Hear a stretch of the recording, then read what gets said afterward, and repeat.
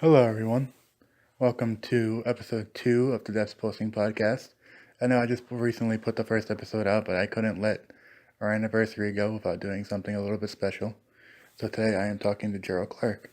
You all probably know Jeriel from the band Silent Planet's song Panic Room. We definitely get into that a little bit, as well as his upbringing, and I'll just let the podcast speak for itself. He definitely does say a lot of remarkable things, and I am really excited to get it out there. So without further ado, my conversation with Jeriel Clark.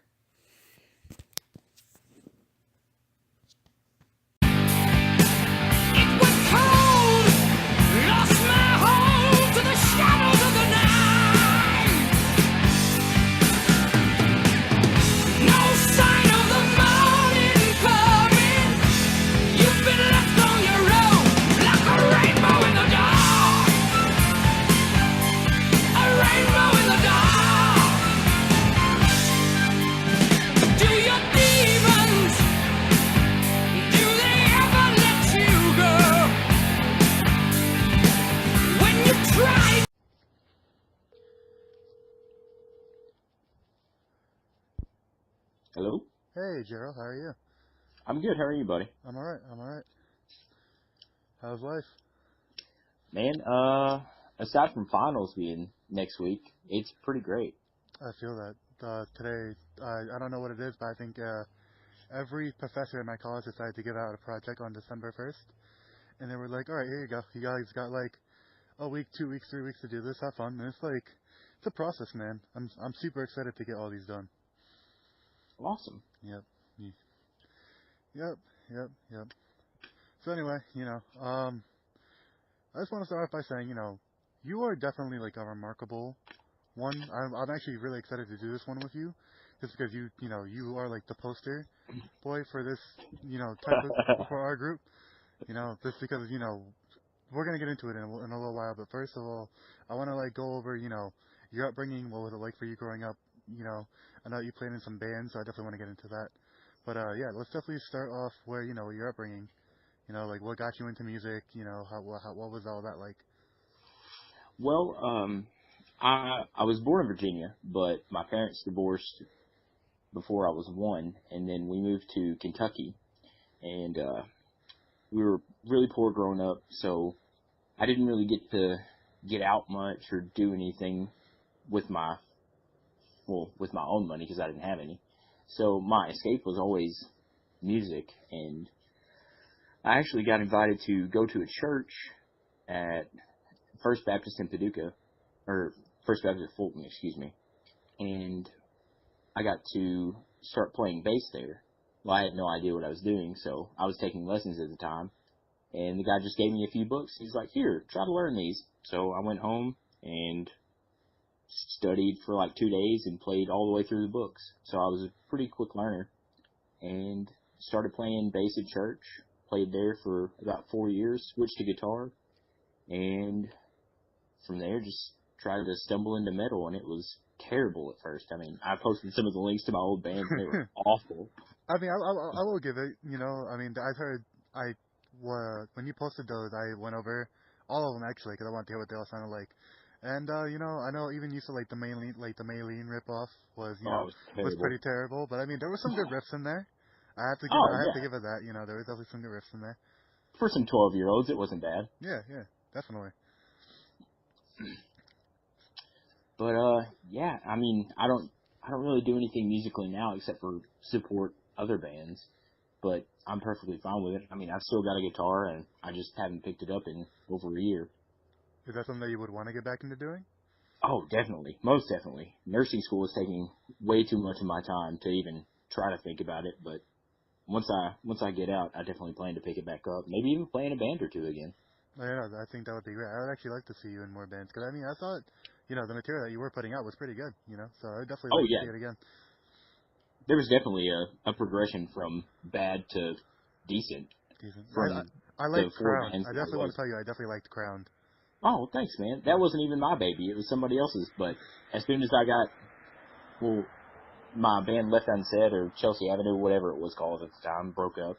And my buddy Aaron Clark, he was just like, hey, man, You want to come play with us? He's like, all right, let's do it. And why nursing? If you want to go into that. Um, I've always had a really big want to help people, and I've never really found the best outlet to do it. And I really like medical skills, and from my time in the Army, I mean, I learned a lot of really combat first aid stuff. So I was really geared to life-saving procedures, but I didn't really know the science behind it. So I really wanted to dive into more medicational aspects and having a foundation for what I was supposed to be doing. And yeah, it made me really love to serve people in a medical way instead of just oh, here's some change. Sorry, I can't help you. Yeah. Oh no, that's pretty cool actually. That's actually really interesting. And how long you been in school for? Well, I started going to a university back in '09 after I graduated high school, Hmm. and I quickly became a drinker and uh, smoked recreationally marijuana, and I really, really terribly flunked out. So I joined the Guard, spent a year overseas, and then came home and went straight back to school with my priorities in order. So I've been going pretty consistently since 2013, but it all started back in '09. So it's been a bit. Yeah, no, I got you. And actually, that's something another thing I want to dive into the military life. So you said you went overseas. Where overseas did you go? I went to Baghdad, Iraq back in 2011. And what was that like? It was life changing, man. Like, I joined the Guard to get school benefits. I never expected to be deployed. I never expected to have to go to a war scenario. Um, I really just wanted to just get my life back in order, get school paid for, and then go to class on someone else's dime instead of my own.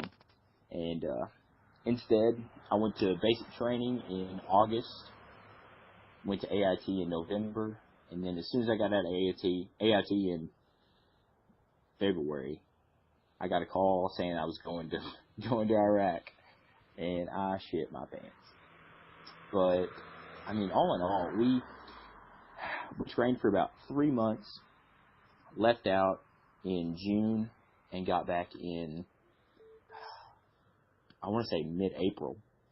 And I mean, it was unreal. It was like nothing I've ever experienced. It was pretty much like a huge peacekeeping mission, and I got to minister to a lot of people, got to learn a lot about the culture. I learned a lot about the language, especially curses. And man, I loved everyone I met over there. The people were so respectful. They were genuine. It's, I mean, it may have been a terrorist country in most Americans' eyes, but to me, it was a second home. Like, the people there were amazing. Every day they would come in. I was at an entry control point, or an ECP, and they would just bring us food, home cooked meals. They brought this bread called samoon, and it was like a huge croissant, and it was so delicious and fluffy. Oh man, they would bring us all kinds of stuff.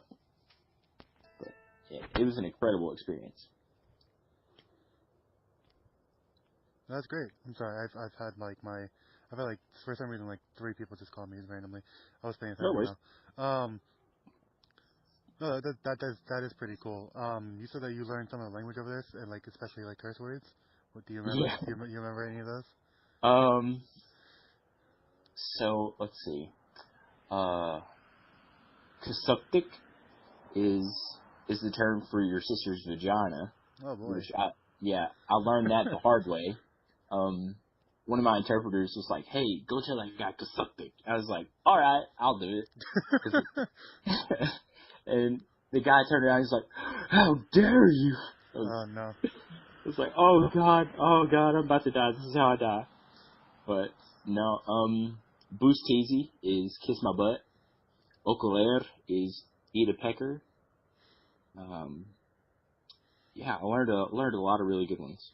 Oh man, Yeah. you ever bring those back here to the U.S. and just say it out loud and just have people stare at you randomly?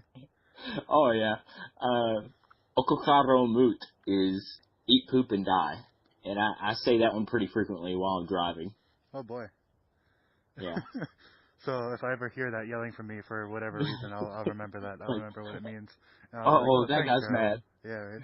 Especially here where I live. I live on Long Island, New York, and it's very culturally different here. There's Oh like, yeah. yeah, there's a lot of different cultures here between Long Island and New York City. So it's actually really hard here not to be like culturally aware.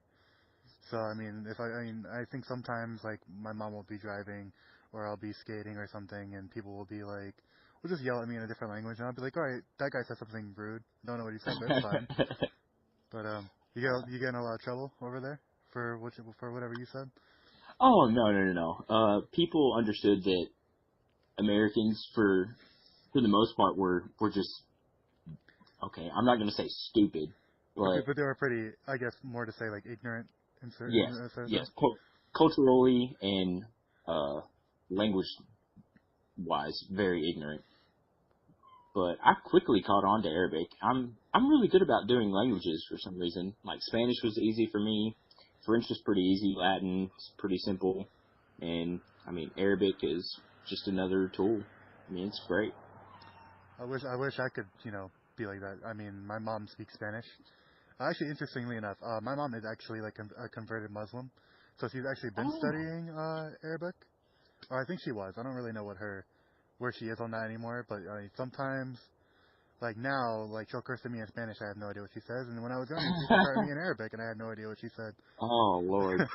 That was definitely interesting for me, and I think Arabic is definitely just like an interesting language to learn, just because it's like a whole new set of symbols. It's not like it's branching off of a language like Spanish to it's not like because I think like a lot of languages they branch off each other like French and Yes. Spanish and English Yeah. and all those all these.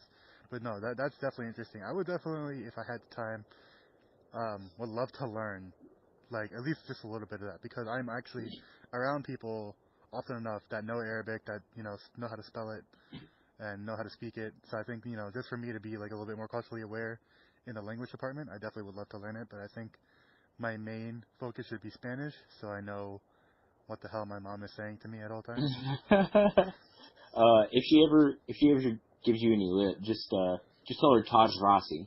That means you're the crown of my head. It's like one of the biggest respect things over there. Oh, really? So, yeah. All right, I'll be sure to remember that. Thank you for that. So Hey, no problem. that way when she's giving me lip, I'll just say that and she'll be. Taj Rasi. It's a Taj Rasi. It's Natasha Rossi. Did I say that right? Uh, it's like Inta, but Inta. yeah. And then Taj, like the Taj Mahal. Mm-hmm. And then Rasi, it's like the rolled R, and then Aussie. Yeah, So I don't know. Ishma Tashma Rossi. Did I say that right? I'm sure. No. If I don't get it, at least somebody listening will probably learn something today. Yeah, I'll type it out to you later. All right, sounds good. And maybe I'll what I'll do actually when you type it out to me, I'll actually put it in the episode at the end of it, so like people will get it, and so it will be Oh, like a hey. message to people like that. Yeah. Yeah. I mean, if anything, just go up to someone that's from an Arabic culture and say salam. I mean, that's like, may the peace of God be with you. I actually know that one. I know Assalamu alaikum, Yep. which is what I say to greet every Islamic person. Wa So alaikum salam. yeah, Yeah. yeah, it's definitely cool. I have apart from my mother, like I said, I'm around it a lot.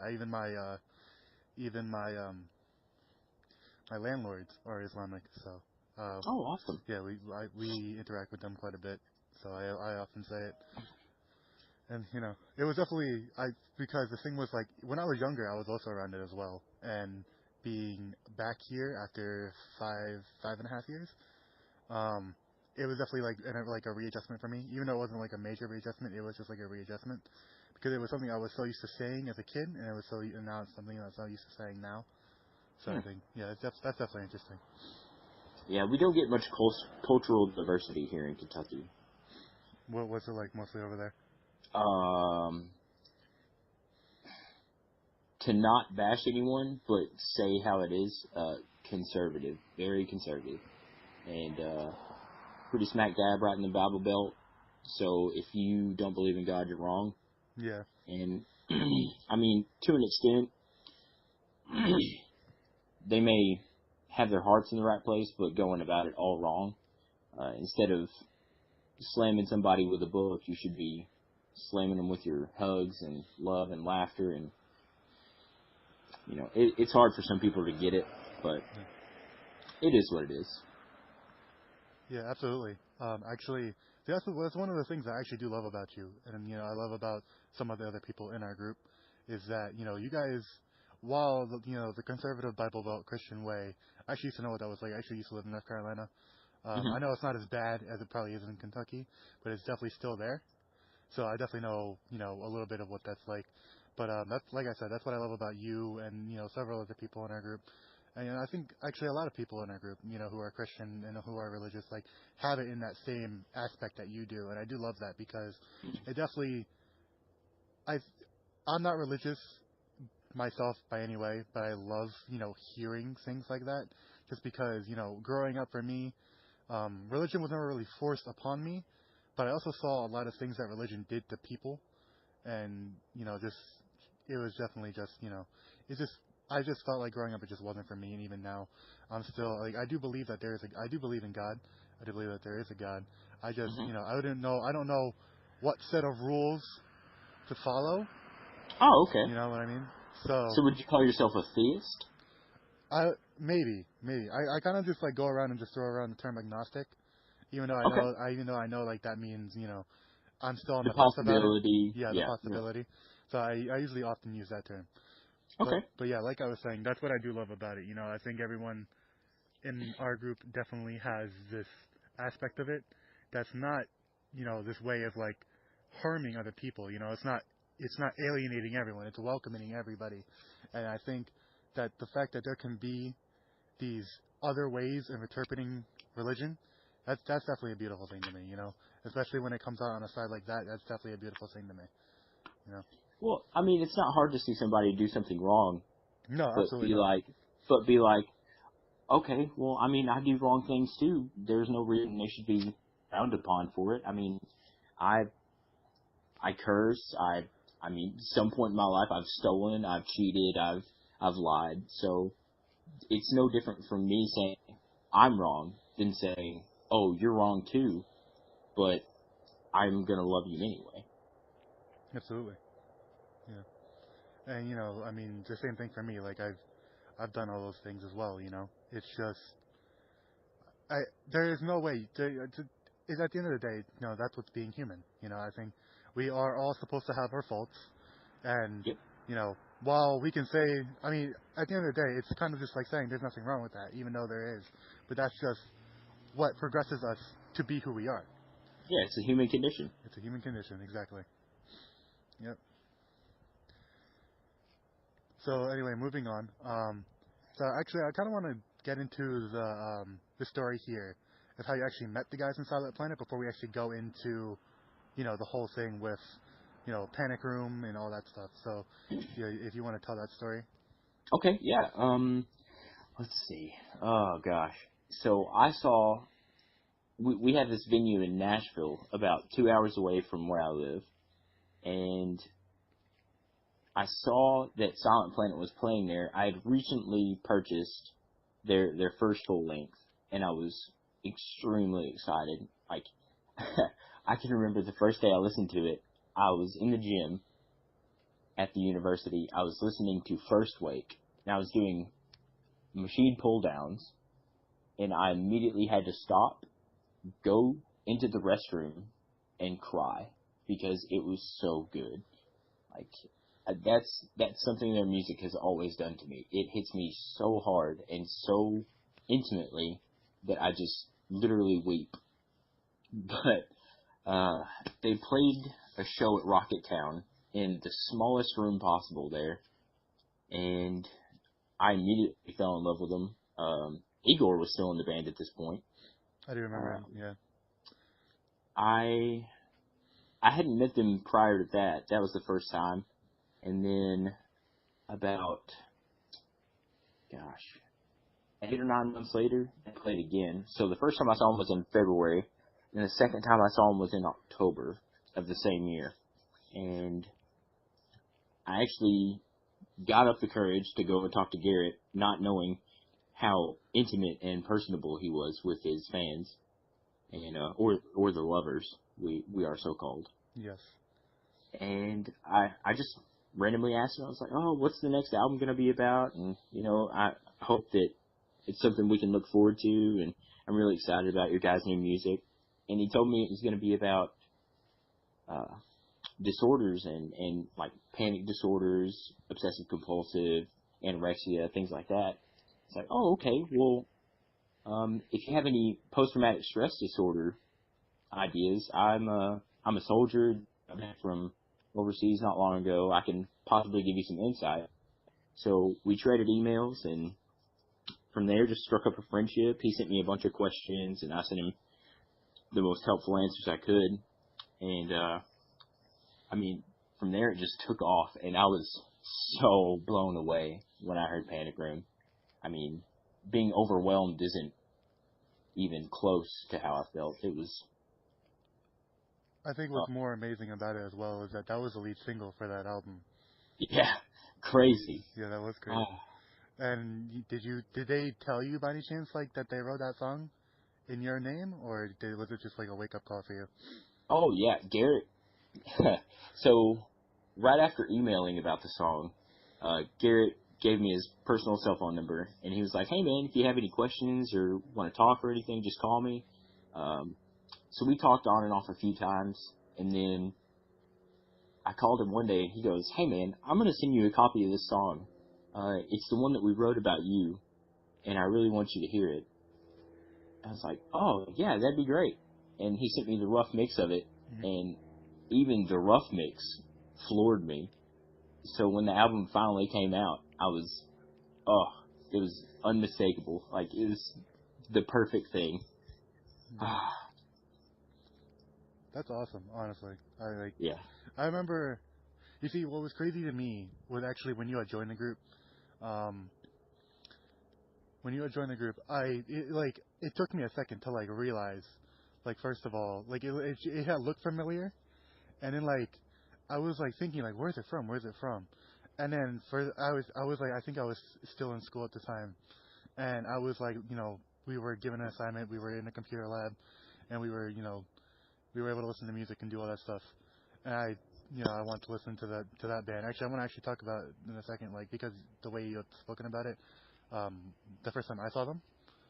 So, Hmm. but before I do that, but yeah, we were listening to music, and we were, I put that song on, I put the music video on. I kind of just wanted to watch the music video again, and I saw your name pop up in the video, and I was like, oh shit, that's where it's from. And so I remember when I saw that, I was like, I went to, I think the only admins at the time were me, Brian, and Isaac. I don't remember who else might have been. And Jericho, and, God, who else was, and Allison, when we said Allison in the group, so I remember when that happened, I, like, immediately, like, went into our group chat, and I was like, guys, the dude from Panic Room is in our group. And I was, like, so excited about it. And I was like, this is so cool, And, like, I mean, back then, I've always said that, like initially when we started, it was like, it's just supposed to be like a shit posting group. I am absolutely still in shock into what it's turned into. It's awesome. That still shocks me every day, honestly. I'm like, the way that people like, put themselves out there, the way that people tell their stories, the way that people interact with each other, Oh, yeah. it's definitely, it still shocks me to today. And I'm still like, I can't believe like, this is what came of, just like an innocent, Facebook group. And it's definitely, to me, that's not what it is anymore. And I love all the other groups that come out from it. I know that they have the Fit for a King one and the Plot and You one. And I know like those all have their own Swan posting. yes. They all have like their different vibes to it. I definitely do like, everything about what has come over the past year. Um, well, actually, it will be a year. It should be the year that the group was created on Monday. So Oh, wow. yeah. So that's definitely crazy to me. But anyway, Mm. like you were saying, when you first heard the music, I remember the first time I saw them, it was back in 2015. This was in the summer. I think it was them. They were the opener. It was them, Gideon, and For Today. I was mainly going for Gideon because I was not really a big For Today guy, and I thought I would check Oh, out. me either. I thought I would check out Silent Planet, and I was like, all right, well, I looked them up on YouTube, and I looked, I just listened to the entire the Night God Slept record, and I was absolutely blown away. Like I literally just sat in the living room and just listened to that entire thing front to back. And I just sat there with my jaw. I think my jaw was literally open the entire time. Like a next song would come on, and it would be like it would have like the technical riff and like him like just belting out all these insane lyrics. And I'm just like, holy shit! It's like, and I really like for me it was just like it was really astonishing. So like I'm actually pretty sure that the only record I listened to for that week was probably that album. I think that album and Every Time I Die is from Parts Unknown. Because Also good. yeah, Yeah. I love that album. That's actually probably that's definitely like in my top 5 of all time. You still haven't seen them, have you? Oh god damn, Oh. it's killing me, dude. Hmm. Hopefully they play Warp next year because actually where I was living before I wasn't really in a good spot to go to Warp because it was like 3 hours away, Mm-hmm. and now I'm like 30 minutes away from where they do it now. 2017 was my first Warp tour. And Oh, wow. and I'll definitely be making it to the last one, just because that will be the last one, and I Right. definitely can go. Um, but yeah, anyway, like I was saying, those were like the only 2 albums, but I think The Night God Slept definitely overcame From Parts Unknown during that week, and I just remember like telling my dad about it because my dad was the one who was going. My dad is actually, we don't talk that much anymore, but when I was there, um, he was really getting into like the kind of stuff I liked. So Mm-hmm. like I got him onto August Burns Red For Today. He really likes For Today, and he kind of discovered them on his own. But yeah, August Burns Red For Today. Let me see, Sleeping Giant, which kudos to them because they actually released a new song today, and Yes, sir. it is phenomenal. Um, let me think, who else? It's just a bunch of like Christian bands. Oh Sleeper.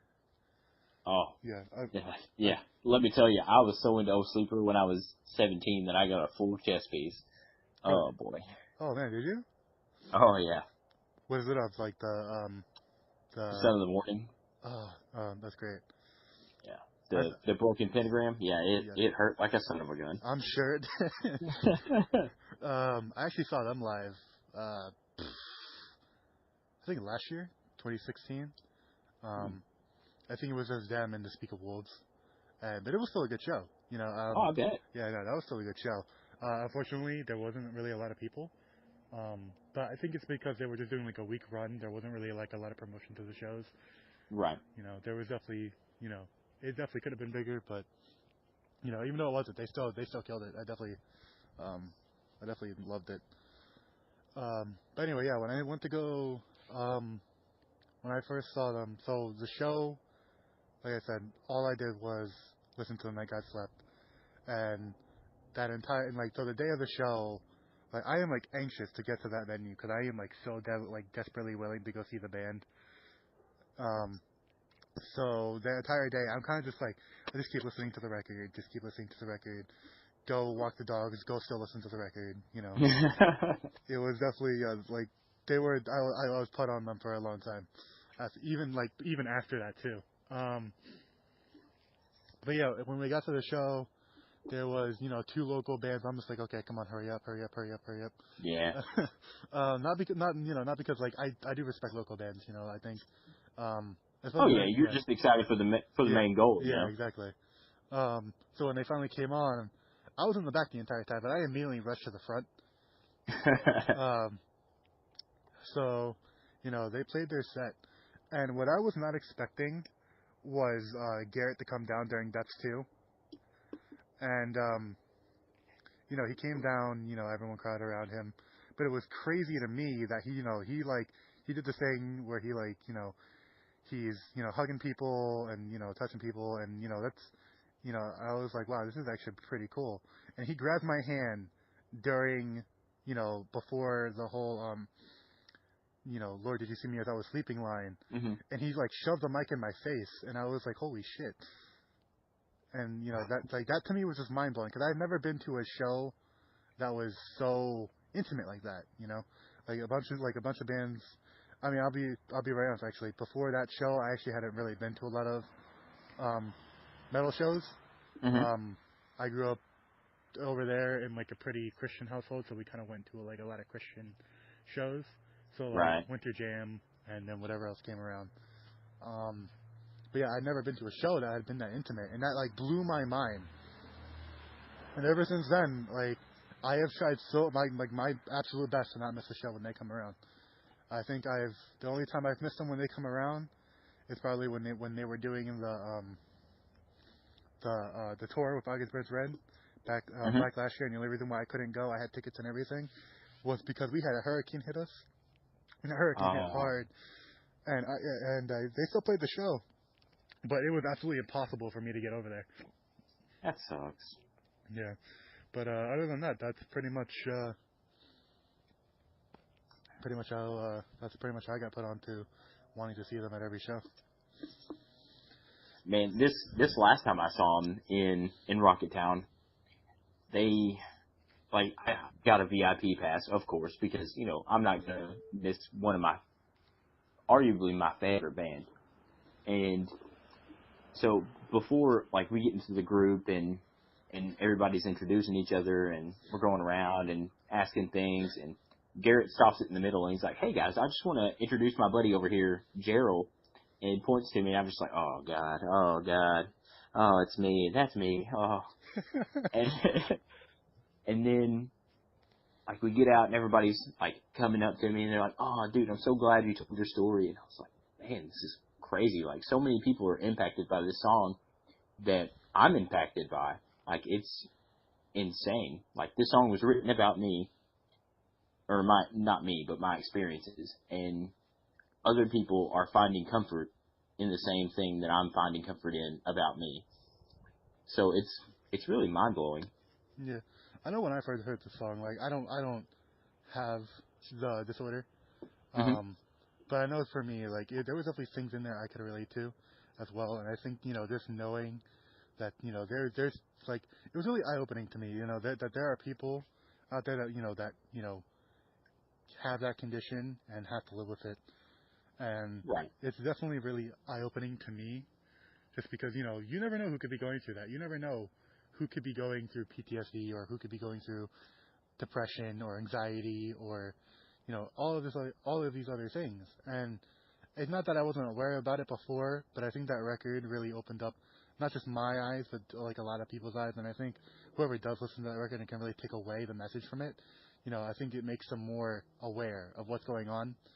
Is that it's not every it's a pretty common thing now. Not like PTSD, but just mental disorder. It's a Mhm. pretty common thing in people these days, and it's really upsetting. But it's definitely absolutely devastating. But at the same time, now that we have the knowledge of what it is, you know, who can possibly have it, I think that opens up people's minds a little bit more. And I think people, when they see somebody that could possibly be going through something like that, I think that, they're definitely more careful, and I think they're definitely more intimate with that person. And I think that's also a very beautiful thing. And I definitely do love that record for, that specific reason. So, Oh yeah. yeah. Well, I mean, PTSD is characterized by anxiety and flashbacks triggered by a traumatic event. It's not specifically about war. It's not specifically about anything.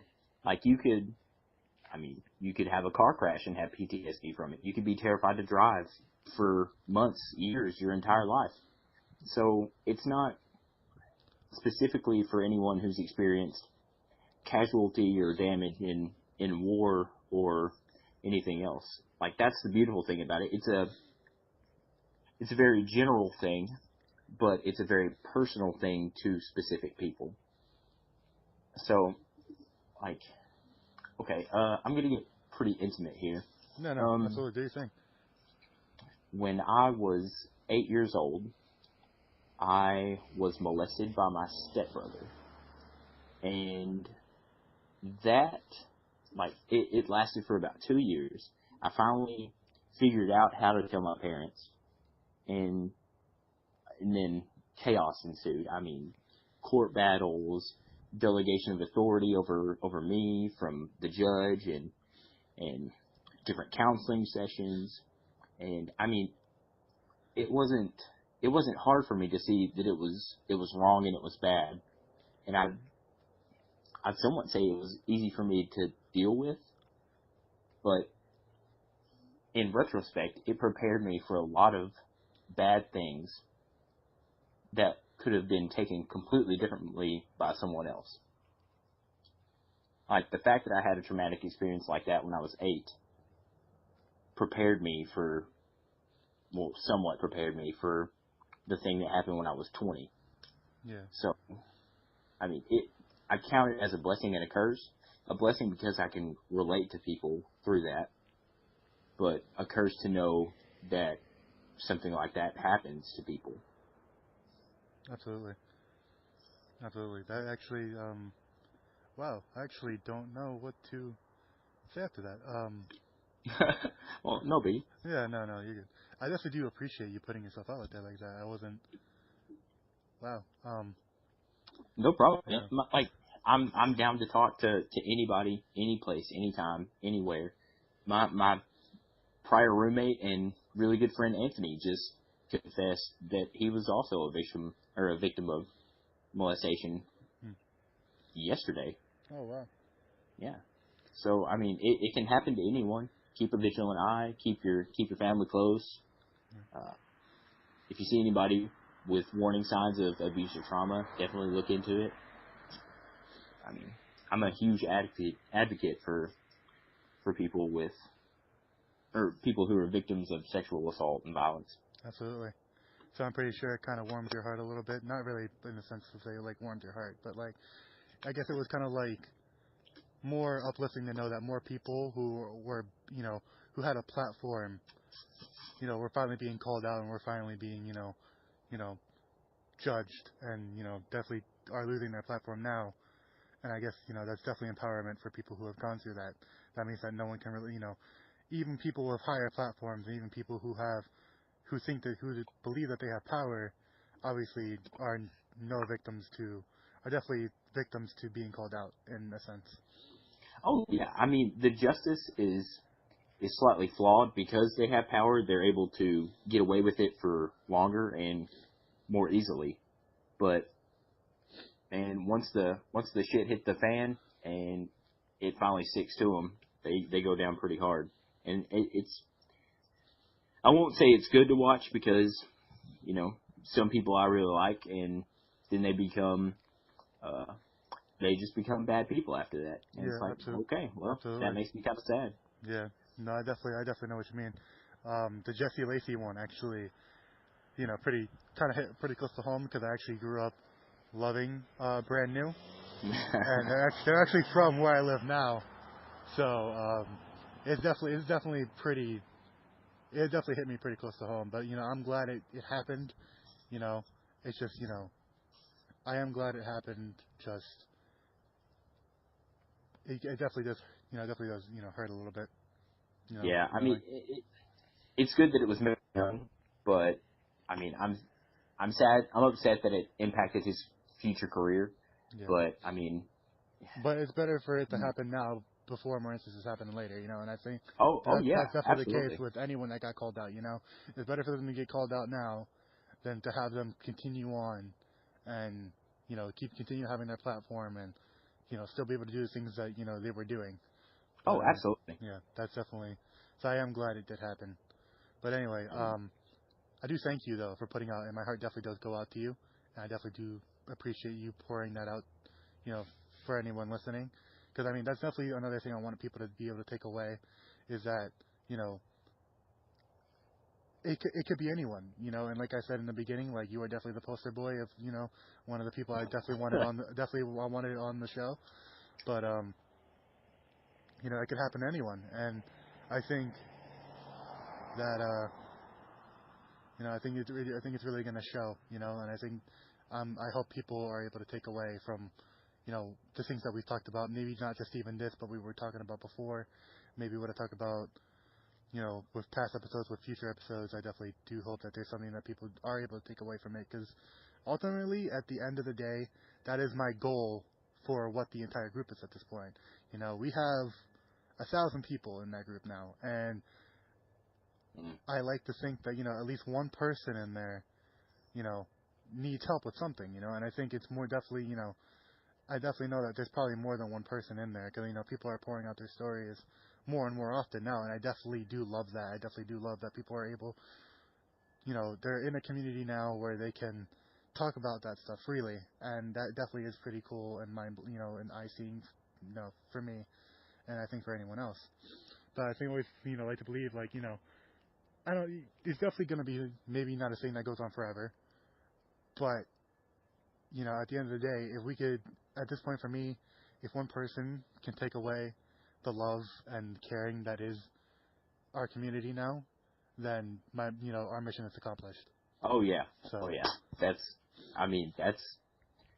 pretty much what it's all about. I mean, even if, okay, so our lives are so minuscule. And that concludes our second episode of the Depthsposting podcast.